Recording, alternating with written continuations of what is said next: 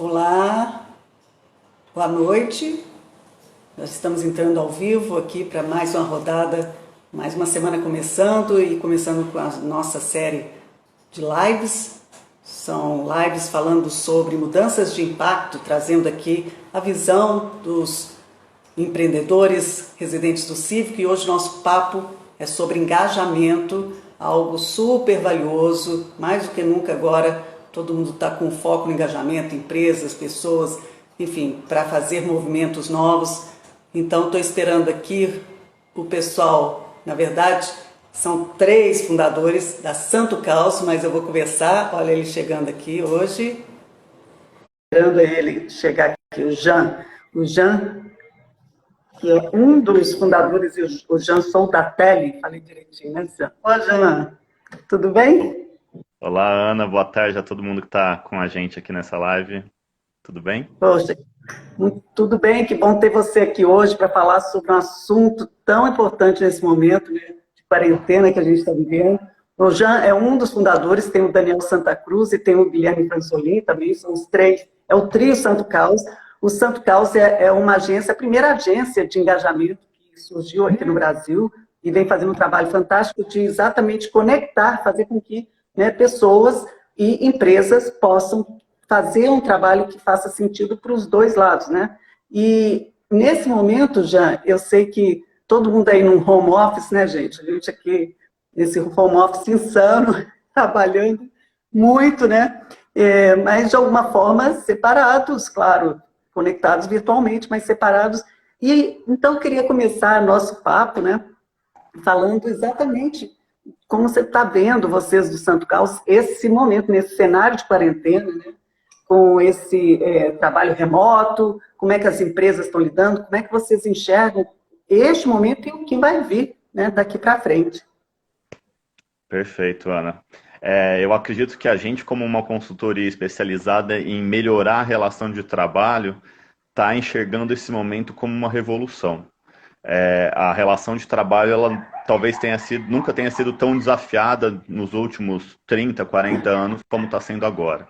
A gente tá vendo as empresas pensando em várias formas de se readequar, seja se readequando para o home office obrigatório, como é o caso da maioria das empresas, das áreas administrativas das empresas, ou se readequando para trabalhar, para continuar em atividade no cenário atual que a gente está hoje, né? Então eu acho que hoje a nossa relação de trabalho está muito dividida dentro desses dois grupos.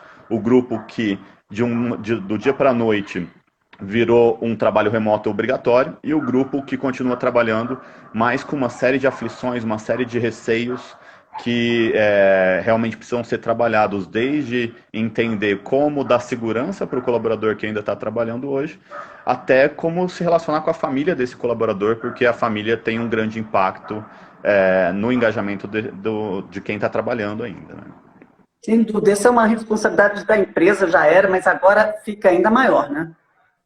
Com certeza, as empresas elas ainda estão tentando entender como lidar com isso, né? Então, falando do trabalho remoto obrigatório, tem algumas questões legais que são ainda uma incógnita, né? Por exemplo, o trabalhador quando está trabalhando de casa, e se ele não tem uma internet.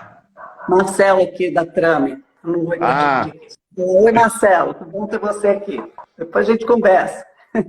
com Mas certeza. fala. Sempre bom estar com ele por aqui também, ver colegas residentes aqui. Dando o exemplo, então, de um colaborador que está trabalhando de casa. De quem que é a responsabilidade de pagar a internet, né? Vamos supor que é um colaborador que não tem condição de pagar uma internet de boa qualidade para poder fazer o seu trabalho. Então, desde essas questões que as empresas estão tentando entender como agir, até as questões de, ok, aí o pessoal que continua trabalhando, eu faço eles usarem, se eles usam transporte público, eu tento dar algum apoio, o meu vale transporte talvez vai ser um pouquinho diferenciado, né? Os benefícios, tem algumas empresas que estão transformando o vale refeição em outros benefícios, né? Ou até mesmo o vale transporte em outros benefícios que podem ser mais úteis nesse momento, como o vale alimentação, então para você usar no próprio mercado. ou até como consultas psicológicas, né? Então, você substitui o vale transporte que a pessoa não está usando nesse momento e dá um benefício de uma consulta psicológica Legal à isso. distância, que hoje, nesse cenário, é muito mais útil, né? Certamente. Quer dizer, você vê até essa questão, né, da estrutura, conexão. Nem sempre a pessoa vai ter uma conexão, às vezes nem tem, né, Wi-Fi, que vai ter que instalar, e fica essa responsabilidade também, né, em quem está trabalhando e entregar, né, dentro de uma estrutura que ela não estava preparada para isso, né. Mas é claro que são coisas que vão se ajustando, né, isso talvez não seja o problema maior, mas o que a gente pode esperar em termos mesmo de dinâmica, né, de relacionamento. Porque a gente está, outro dia, eu acho que eu já falei isso, mas eu gostei de uma reunião que eu estava, um conselheiro falou, gente, nós não estamos em isolamento social, nós estamos em isolamento físico, mas nós estamos nos socializando.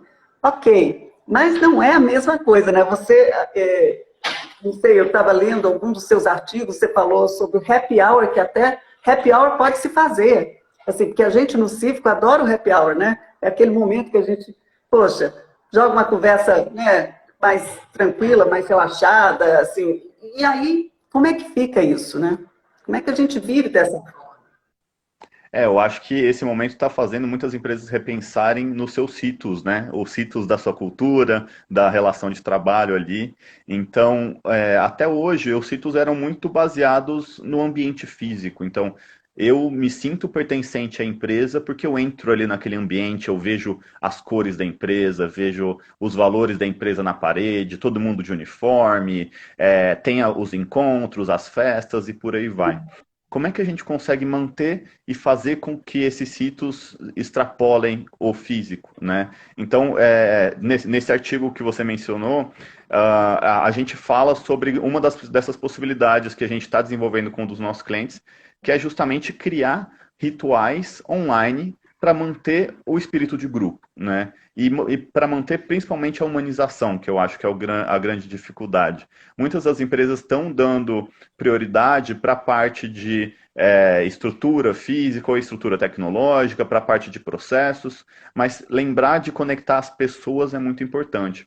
Então, um dos nossos clientes, por exemplo, a gente está desenvolvendo uma série de ações que vão desde o happy hour virtual, então pensa no caso desse cliente, eles marcam uma reunião com todos os colaboradores entram e, na verdade, quando eles entram na reunião, falam que é uma reunião de negócio, começa a tocar uma banda a reunião, na verdade, vira um happy hour, eles ganham um voucher para pedir uma bebida alcoólica, ou até, no caso de empresas menores, um entregador entrega essa bebida pro colaborador em casa, cada um com a sua bebida, e eles começam no happy hour ali, virtual, né, fazendo as piadas internas pelo chat, por aí vai.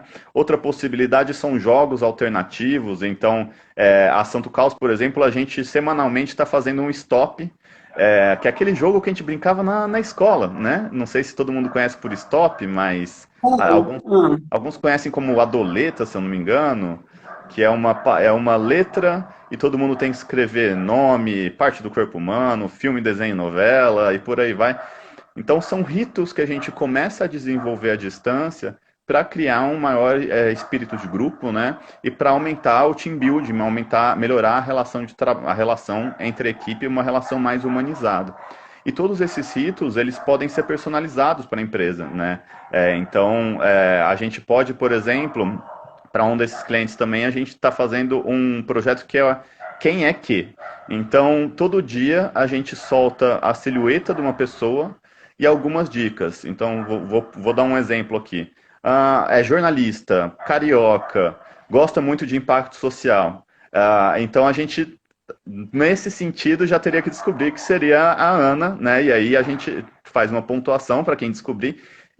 E no fim do jogo, no fim do mês, quem tiver uma pontuação maior, ou seja, quem conhecer melhor os seus colegas, pode ganhar algumas bonificações. É simbólico, mas é um jeito da gente conseguir criar esse vínculo mesmo à distância.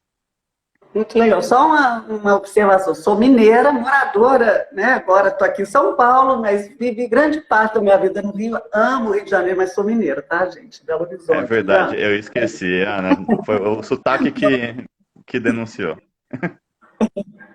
Agora, falando um pouco assim, da postura, porque realmente quem estava, né, trabalhando no modelo bem de empresa tradicional, a minha irmã outro dia estava falando comigo, ela é de uma empresa bem tradicional lá em Belo Horizonte, e que para ela foi uma surpresa que, na verdade, o trabalho remoto acabou aproximando os departamentos por uma série de motivos. Talvez porque todo mundo tenha que ter tido uma atitude, porque eles não trabalhavam dessa forma, então é aquele caso da empresa que teve que se reinventar e fazer de uma forma, né, muito rápida essa transição, e aí um apoiou o outro, enfim, acabou gerando algo muito positivo. Mas a gente sabe que essa coisa do rito, né, e também dessa imagem de você fazer parte, pertencer, quando você tem um uniforme, quando você chega numa empresa, né? Isso acaba perdendo um pouco. O que as empresas têm que fazer, além do que você diz, em termos de, né, manter com algum jogo, com algum happy hour virtual, mas pensando já no modelo de mundo, a gente não sabe que mundo vai vir, mas é um modelo de mundo diferente do que a gente tinha tido, né? Não é que seja uma mudança brusca, mas vai ter, sim, vão ter algumas mudanças a partir dessa, né, disruptura que a gente está vivendo aqui. Tem alguma coisa de mercado que vocês têm visto, algum exemplo de fora? Porque também pessoas que estão lá na Europa já falaram, olha, a gente está 1 mês e meio, 2 meses à frente, aqui o cenário já mudou, a gente não está mais só mitigando o problema, né, do coronavírus, a gente já está pensando numa realidade que tem um afastamento físico, né, que tem um modelo de trabalho mais remoto. Uhum. Ana, a gente está vendo esse momento, dentro da construção de engajamento, existem momentos, o engajamento é muito baseado, é uma conexão, né, entre a empresa e a pessoa. E essa conexão, ela pode ser potencializada positivamente ou negativamente através do que a gente chama de closing door moments. Então, imagina um momento que a porta está fechando, né? Então, esse momento é a confiança do colaborador sendo criada com a empresa. Então, se a porta fecha, a confiança acaba e a minha relação dificilmente vai voltar ao que era. Esse momento agora é um desses. A pandemia é um desses momentos onde a porta está se fechando e dependendo da forma que as empresas agirem, essa porta, a confiança do colaborador vai minar ou não. Então, o que a gente percebe é que agora, depois, o que provavelmente vai acontecer logo depois da reabertura, do fim do isolamento social, pode acontecer com que pessoas que tenham mais possibilidade de transição de carreira, ou seja, aquelas carreiras que são mais capacitadas, elas vão trocar de empresa. Por quê? Porque elas perderam a confiança naquela empresa a partir da forma que a empresa agiu nesse momento, né? Então, esse momento que a gente está vivendo é um momento dessa transição, é um momento chave que a gente fala como se fosse uma seleção natural das empresas. As empresas que têm mais viés com engajamento devem sair mais fortes desse momento. As empresas com menos viés de engajamento devem sair mais fracas, justamente por, primeiro, ter a sua reputação arranhada, né? Segundo, pelo fato da atitude mesmo de não ter apoiado a sociedade, de ter aproveitado esse momento como um momento de corte, para realmente aproveitar dessa situação por uma questão fiscal, né? Então, esse momento deve fazer uma seleção natural das empresas. Mas, voltando um pouco agora para o cenário que a gente está vendo de reabertura de alguns países, as empresas estão tendo que se adaptar, sim, para esse cenário onde, por exemplo, nem todo mundo vai poder ficar no escritório, né? Então, nos países europeus e asiáticos que estão começando a fazer uma reabertura, o que a gente está percebendo é que existe, primeiro, uma readequação de horários de trabalho. A escala de trabalho está mudando, então é mais possível que, ao invés de todo mundo começar às 9 e sair às 6, a gente tenha equipes que comecem às 7, equipes que comecem às 9, equipes que começam às 11, Por quê? Para você ter menos pessoas simultâneas no espaço e também menos pessoas no transporte público ao mesmo momento, né?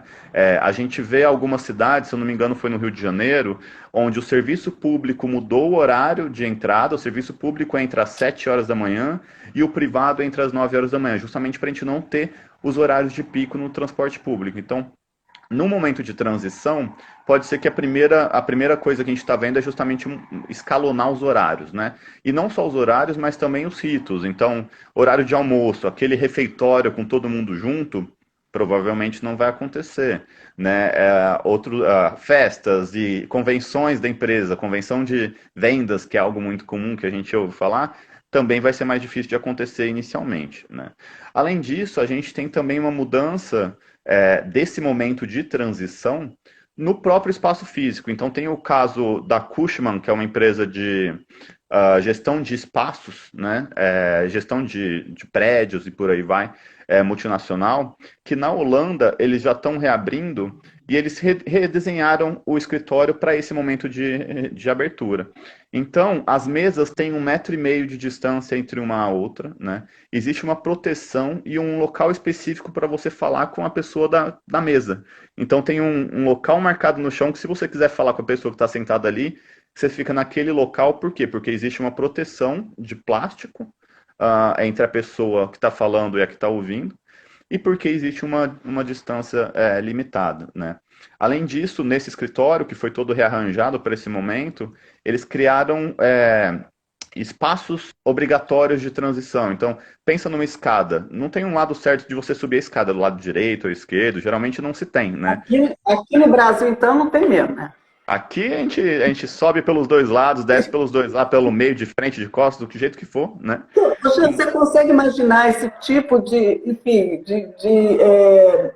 determinação, né, de distanciamento aqui no Brasil? É isso que eu fico imaginando, como é que mudança de cultura enorme, né? Porque a gente está falando de mudança de cultura de empresa, falando de mudança de cultura de um país. Mas eu acho, Ana, que a empresa é catalisadora da mudança de cultura da sociedade. A gente aprendeu isso estudando diversidade.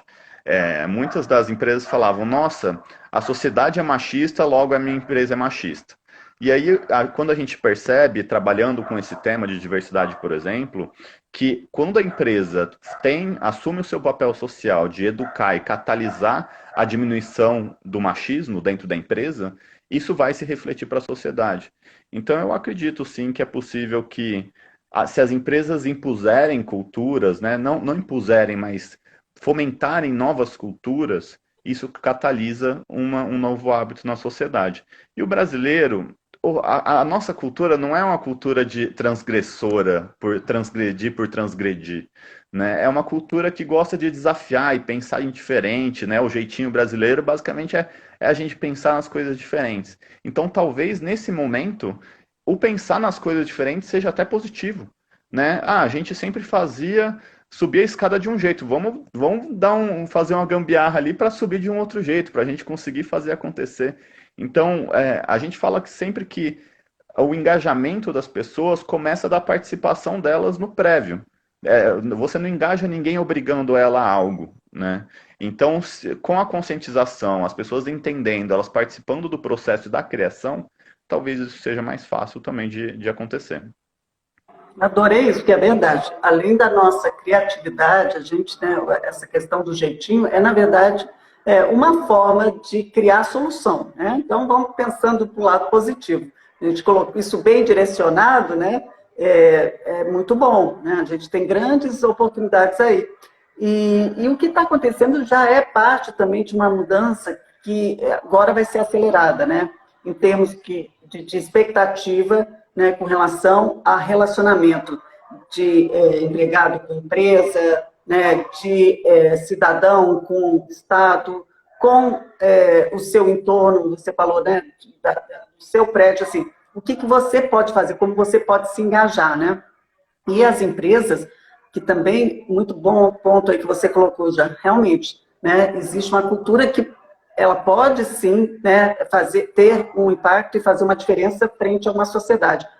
Mas as empresas ainda já não estavam entendendo, né, como se posicionar no mundo em que hoje não cabe mais falar do lucro pelo lucro, por exemplo, não cabe mais ter uma postura que não seja transparente, né? Você acha que isso acelera também essa mudança que está acontecendo?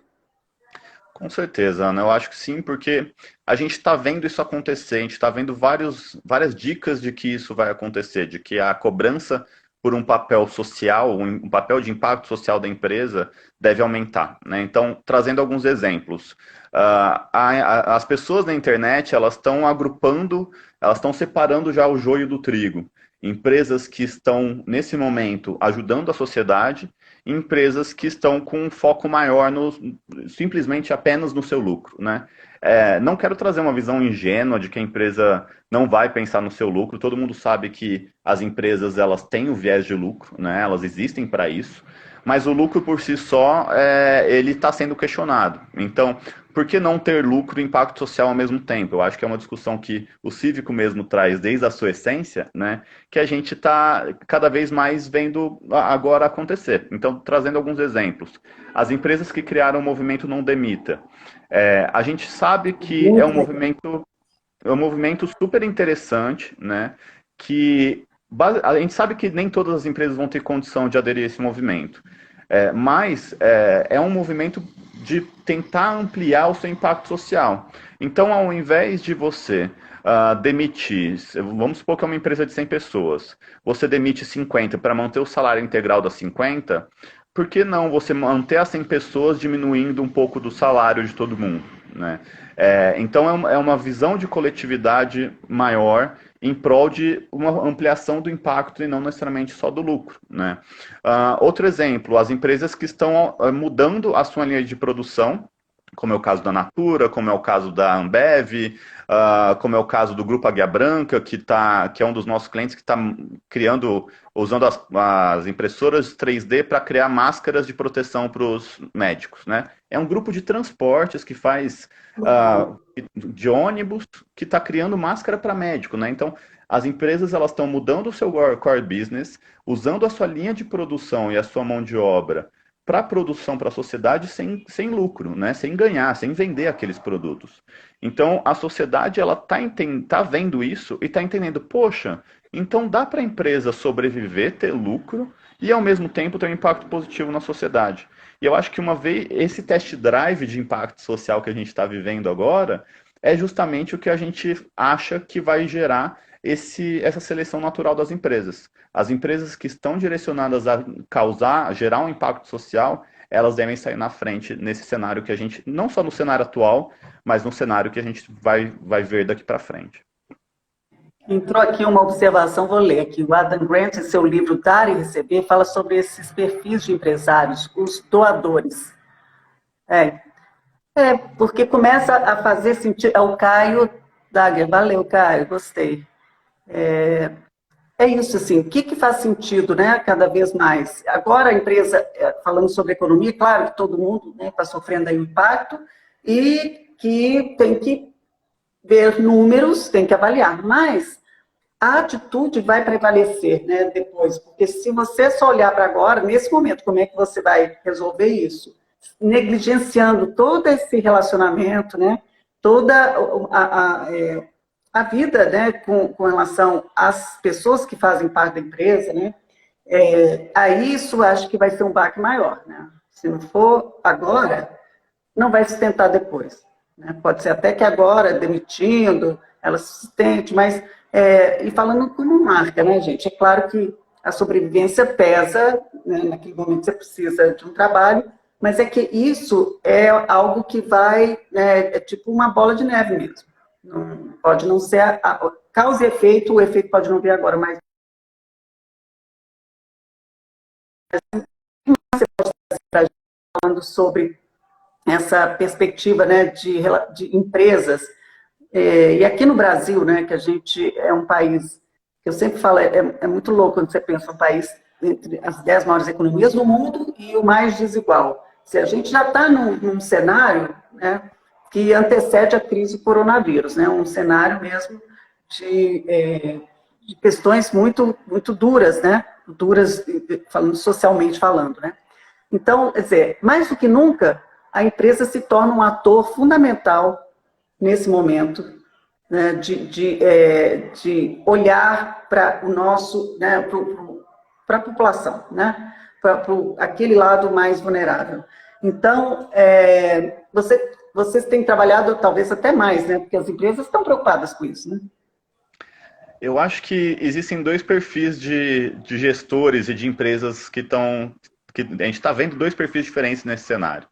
O perfil que quer ouvir o colaborador, então fala, nossa, esse momento é o momento que eu mais preciso entender de como os meus funcionários estão passando, né? É o momento que eu mais preciso engajar as minhas pessoas para que a gente não perca o fôlego e para que a gente volte com tudo ou continue com tudo daqui para frente.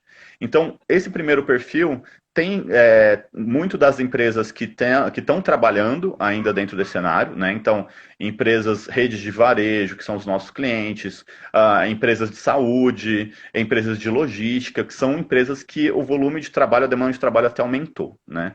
Então, muitos estão para esse caminho de, nossa, aí sim o nosso trabalho aumentou de ouvir mais os colaboradores e ajudar mais essas empresas a engajarem esses colaboradores. Mas a gente tem também um outro perfil de empresas que acha que é um cenário um pouco diferente, que é o cenário de, nossa, se eu ouvir o meu colaborador agora, eu vou ouvir o que eu não quero, né? Ou eu vou ouvir o que é algo muito temporal. Então eu vou deixar de fazer uma pesquisa de engajamento agora, porque senão vai ficar datada com o cenário coronavírus. Que é algo que a gente vem conversado com as empresas, justamente para mostrar que isso não é algo pontual, né? O coronavírus, medir o engajamento das pessoas e trabalhar com o engajamento das pessoas nesse cenário, não é algo pontual e não é jogar uma tática só para um contexto momentâneo. Esse é o nosso novo contexto, né? Por mais que a gente vai mudar, a gente vai sair disso, esse cenário vai ficar na memória de todo mundo. Então é muito importante você entender como esse cenário modificou a relação das pessoas com o trabalho para justamente não sofrer a debandada pós esse momento. Quem não agir para engajar os colaboradores nesse momento, quando esse momento acabar, vai provavelmente perder os colaboradores e se não agiu para gerar impacto social, vai perder também seus consumidores. Então, eu acho que a gente está vivendo esse antes e depois de empresas que estão entendendo que engajar e gerar impacto social é garantir o seu futuro e as empresas que ainda estão com medo de entender isso. E é incrível, porque a gente acompanha, né, e tem até um perfil que mostra as empresas que estão doando, empresas que estão, né, realmente engajadas em fazer parte de uma solução para todo mundo, não só para elas, né? E aí, como isso tem peso, né? Eu já começo a olhar diferente mesmo para essas empresas, né? Imagina quem faz parte dela, o orgulho que vai sentir, né? E está aberta para, enfim, até negociar. Eu me lembro de um grego, que eu não vou lembrar o nome dele, mas ele fez uma palestra no Cívico e ele é bilionário, né, um cara que trabalha com investimento, e falou que a empresa dele teve uma crise na Grécia, né, muito séria, econômica. Então, o primeiro momento foi o seguinte: vamos demitir, né, corta a folha. E aí eles se juntaram, ele como CEO e fundador, junto com os diretores, falaram: nós temos uma saída. Primeiro, ele falou: eu abro mão do meu salário 50%. Se cada um percentualmente abrir mão, né, de uma forma que todos possam ser mantidos, mas com uma diminuição temporária do salário, quer dizer, isso também lá é possível. Aqui no Brasil já, né, a gente tem questões aí trabalhistas. Mas, enfim, o que eles fizeram foi um acordo com todos juntos, fazendo um esforço conjunto, cada um, né, dentro do seu nível de atuação, para que a crise passasse e ninguém fosse demitido e a empresa continuasse. E eles ficaram muito melhor depois, porque criou-se um elo tão forte, né, dos empregados com a direção, que ele disse: olha, não queria essa crise, mas a crise só fez potencializar o que era positivo, que já existia lá. Que é isso também, né, Jean? Com certeza. Eu vi o caso de uma empresa, uma multinacional, recentemente, que nesse cenário ela quis ir por esse caminho de, olha, não vamos demitir, mas vamos cortar, né, o salário de todo mundo. E aí ela cortou em 20 ou 25% o salário de todo mundo. E aí você pode pensar, poxa, será que é o melhor, será que foi o melhor caminho? E aí eu já te respondo que talvez não. Por quê? Porque as pessoas começaram a se perguntar, poxa, mas 25% do salário da pessoa que ganha o salário mínimo é muita coisa. E 25% do salário dos diretores não é tanto, não vai impactar tanto no estilo de vida da pessoa, né? Então, eu acho que as empresas começam, e aí não falo nem pelas empresas, eu falo pelas lideranças. As lideranças precisam entender também o conceito de equidade, que é um conceito diferente de igualdade. Né? Você cortar 25% de todo mundo é igualdade, foi igual para todo mundo. Né? O conceito de equidade é justamente você levar em conta o ponto de partida de cada um. E se você não começa a levar em conta esse ponto de partida, você toma decisões como essa dessa empresa, que depois veio, não passou nem 2 dias, eles tiveram que se retratar e aí sim falar que teria um corte adicional para cargos maiores. Mas o risco e a imagem que eles já tinham tido com os seus colaboradores já tinha sido ferida, né? Então, esses conceitos que são conceitos que a diversidade trabalha muito, o impacto social trabalha muito, que é um conceito de equidade, por exemplo, é algo que as empresas vão ter que começar a absorver na força, por conta desse cenário, né? Eu sei que um dos maiores desafios, e por isso vocês têm essa força tão grande no mercado, é exatamente trazer diversidade, trazer olhar, você está falando de diversidade e equidade, coisas assim, mas trazer um olhar, né, assim, que é único, não é mais você ver, né, todo um grupo de pessoas pelo mesmo olhar, ou colocar tudo na mesma caixa, né, e a riqueza que está na diversidade, né, e na questão da inclusão, da necessidade, né, da inclusão para que a gente possa realmente ter uma economia forte e que faça, que atenda, né, que represente a todos. O que nesse momento, assim, você pensar, né, isso não vai mudar, claro. Você acha que potencializou? Porque a gente está vivendo um momento que a gente agora, essa história do vírus ter chegado em todos, porque né, essas doenças que já existiam, né, desde gripe aviária, a dengue, a zika, né, mas afetam mais as pessoas, né, de áreas mais vulneráveis. Na hora que vem um vírus, que vem de avião, né, da Europa, e aponta, entendeu? Né, e chega nas pessoas que têm dinheiro, né, que têm realmente privilégios, e aí isso mexe com todo mundo, né? Aí mexeu com todo mundo. Será que é uma hora também das pessoas pensarem, aí a gente falando de lideranças e de donos, né, de grandes empresas, sobre essa questão, né, da importância de olhar o outro? Com certeza. Eu acredito que as empresas elas vão começar a entender que elas precisam se importar mais com a vida das pessoas, né? Não vai dar mais para você lidar como um funcionário só como o funcionário. Você precisa se importar mais, e a gente está vendo isso agora acontecer, como com aonde ele mora, como ele se locomove, com quem ele convive, qual é a situação social dessa pessoa. Então, esse cenário atual, ele vai catalisar a humanização das pessoas. Então, eu sou um pouquinho, como diz minha avó, sou um pouquinho poliana nesse cenário, de enxergar que esse cenário, que isso pode catalisar algo positivo em relação à humanização das pessoas e em relação à diversidade. A diversidade, a gente vê uma relação direta da diversidade com inovação. E o que mais as empresas estão precisando nesse momento é de inovação.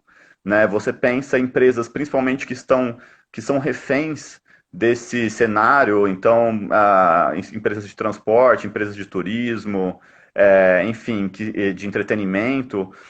Se elas não tiverem inovação, muito provavelmente o modelo de negócio delas não vai mais funcionar, essas empresas vão deixar de existir. E com a diversidade vem esse brinde, né?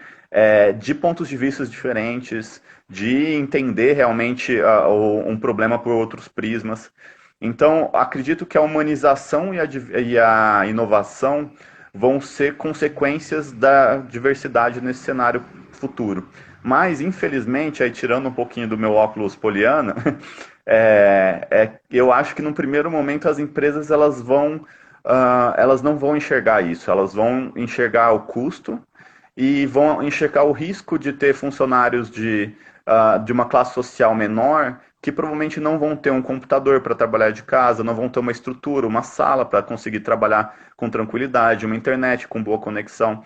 Então, o trabalho remoto, ele potencializa essa diferenciação de classes que a gente vive, infelizmente. E aí a gente volta para aquele papo que a gente estava tendo no começo de revisão de benefícios. Então, muito provavelmente as empresas vão ter que repensar os seus benefícios para que possam contar com trabalhadores de classes sociais menores, apoiando eles com essa estrutura mínima que é necessária para se trabalhar à distância, né? E aí eu acho que é legal também trazer um estudo da Universidade da Califórnia, Ana, que eles analisaram basicamente 15 períodos pós-pandêmicos da sociedade. Isso desde os anos 500, tá? Então a gente não se lembra talvez de muitas pandemias, mas o mundo já passou por várias, né? Da nossa geração talvez seja a primeira, mas o mundo já passou por várias. E nesse estudo, eles perceberam que após as pandemias, existe um fortalecimento do trabalhador, da relação de trabalho. E esse fortalecimento ou é orgânico ou é imposto. Então, dentro dessas pandemias, durante 3 décadas após pandemia, houve aumento do salário mínimo dos trabalhadores. Então, o que eu estou querendo dizer com isso? As empresas, quando eu falei de ter uma humanização melhor, eu também estou falando sobre uma melhor relação de trabalho sobre o ponto de vista de remuneração, de reconhecimento, de menor gap entre a base da pirâmide e o topo da pirâmide. Então, diminuir o cenário absurdo que a gente vê crescendo cada vez mais, onde a pessoa que menos ganha na empresa vai ganhar muitas vezes 500, 600 vezes menos do que a que mais ganha, né? Então, esse cenário, pegando o ponto de vista desse estudo pós-pandêmico da Universidade da Califórnia, tende a ser diminuído, seja legalmente, por essa questão de impor uma melhor remuneração, ou seja, por um movimento dos próprios trabalhadores, né? Então, a gente está vendo algumas classes e alguns setores, a gig economy, né? Então, os trabalhadores por exemplo, os entregadores, motoristas de aplicativo e por aí vai, os autônomos, cada vez mais eles devem, quando isso passar, lutar pelos seus direitos, porque essa situação também colocou um holofote sobre essa desigualdade em relação à forma de trabalho. Você vê que a gente, né, a gente tem que revisitar a história, né, porque é cíclica mesmo, né, já houve outras pandemias e a gente está vivendo esse momento, eu uni duas coisas, ruptura com disrupção, mas é um momento disruptivo, né, que a gente está vivendo no sentido que teve a Revolução Industrial, né? E essa é a revolução que a internet trouxe, que a gente está repensando e revendo mesmo, né? Todos os modelos que a gente vinha colocando em prática. Então, por isso que o futuro do trabalho, a gente está falando de relacionamento, né? Relacionamento do trabalho, mas e o futuro do trabalho que está em aberto, né? Você falou da gig economy, que chega forte, né? Com essa proposta de que você não necessariamente tem que estar empregado, né, naquele modelo, mas isso também acarreta várias coisas, a gente sabe também, tem um impacto, né, onde é que prevalece o ser humano, né, onde é que fica, né, a dignidade e todos os direitos que têm que ser realmente resguardados, né. Então, é um momento de muita reflexão, acho que as empresas ganharam agora, talvez, né, então, uma crise, mas ganharam aí uma oportunidade de se posicionarem, né, dentro de uma consciência do capitalismo consciente, que a gente fala tanto, né? Então, vamos ver, porque não tem muito... O tempo tá jogando contra. A gente está falando... As coisas já vinham acontecendo, agora vem isso, só faz aflorar, né? Aí, ok, a gente vai sair disso, vai passar para um outro momento, mas estão dizendo que essa história de pandemia, né, como já houve em outros momentos da história, né, da humanidade, vai vir novamente. Então, assim, eu acho que você poderia, o que de dicas, né, de tudo que você falou, você falaria o quê? Olha, você que está aí assistindo, que é empresário, né, que é dono de empresa, presta atenção nisso. Isso é que vai fazer a diferença para você. Olha, Ana, eu acho que qualquer pessoa que fale de certezas nesse momento é um tolo, né? Porque a gente não consegue ter muitas certezas sobre o que vai acontecer. Mas eu tenho algumas percepções ou alguns chutes que eu daria, tá? O primeiro é que realmente as empresas vão sofrer uma seleção natural. Então, as empresas que agirem bem diante desse momento, agirem de forma humanizada e com viés de impacto social, ou seja, fazendo bem pela sociedade, vão sair fortalecidas e as empresas que não agirem dessa forma vão sair enfraquecidas, né? Então, eu imagino que daqui dois anos, talvez nem um ano depois da reabertura, o turnover das empresas deve aumentar muito nas funções mais disputadas, porque as pessoas vão querer ir para empresas que tenham boas ações, né? Então, vão sair das empresas que não agiram bem. O segundo ponto é... Gestão, né? Isso, exatamente, exatamente. O segundo ponto é em relação aos benefícios que isso está trazendo. Então, esse cenário ele está colocando está fazendo um grande, é como se a gente estivesse vivendo uma grande experimentação coletiva, né? O trabalho remoto era algo que muitos gestores duvidavam, muitas pessoas achavam que o trabalho remoto era uma questão de não funciona, não é possível ser produtivo, tinha muitos dogmas em relação ao trabalho remoto. E agora a gente está vivendo uma experimentação coletiva sobre isso. E com isso, provavelmente é aquela máxima do direito, né? Direito adquirido não se volta atrás. Uma vez que você adquiriu um direito, dificilmente você consegue retirar aquele direito. Então, o home office possivelmente vai ser uma nova realidade para muitas pessoas. Desde as pessoas que trabalham em home office apenas com home office ou o home office parcial, né? E isso vai acarretar uma mudança cultural gigantesca na empresa, porque o estilo de gestão, comando-controle, de microgestão em relação às tarefas, ele não funciona nesse cenário. Nesse cenário eu não consigo ter controle do meu colaborador, nem controle de horas. Então, até trazendo a referência de um estudo que a gente fez há 2 anos, que é um estudo sobre migué, e aí eu não sei se todo mundo que está assistindo a gente conhece a expressão migué, né? Mas a gente está falando de dar um migué no trabalho mesmo. A gente fez um estudo sobre aquelas faltas, aqueles atrasos propositais, né? Quando a pessoa fala que está com dor de barriga, mas na verdade quis ficar com o colega, quis ficar assistindo série, ou enfim, às vezes por alguma coisa até mais séria, né? Precisou ficar cuidando do filho. Mas então a gente fez um estudo sobre os migués, por que as pessoas dão migué e o quanto que isso custa para o Brasil. E uma das coisas que a gente viu é que quase 20% das pessoas que dão migué fazem isso por conta da locomoção e do horário de trabalho. Então, se eu tiver que chegar às 9 horas da manhã na empresa, eu tenho que sair 7h30, porque é 1h30 de ônibus, né? Mas se eu tiver que chegar às 9h30 ou 10 horas da manhã, eu posso sair às 8h30. Então, ao invés de levar 1h30 para trabalhar, eu levo meia hora. Então, o home office, a escala flexível, deve gerar uma diminuição potencial até 20% do índice migué. Então, é possível que as empresas tenham até uma redução de migués no seu dia a dia, por conta desse novo cenário.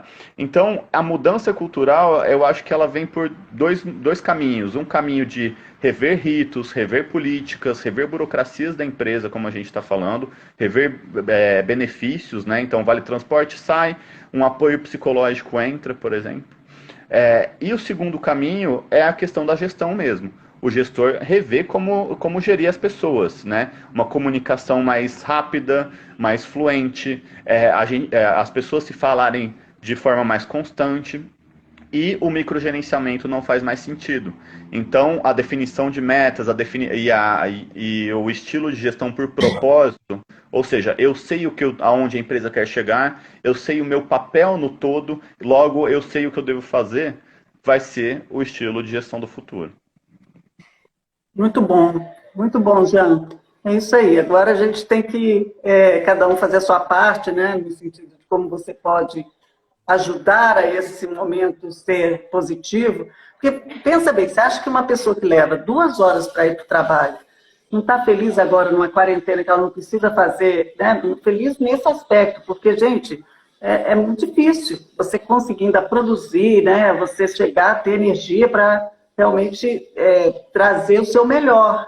E aí fica uma visão, né? Parece que assim, a pessoa não trabalha, dá um migué porque entendeu? Não quer nada com a vida.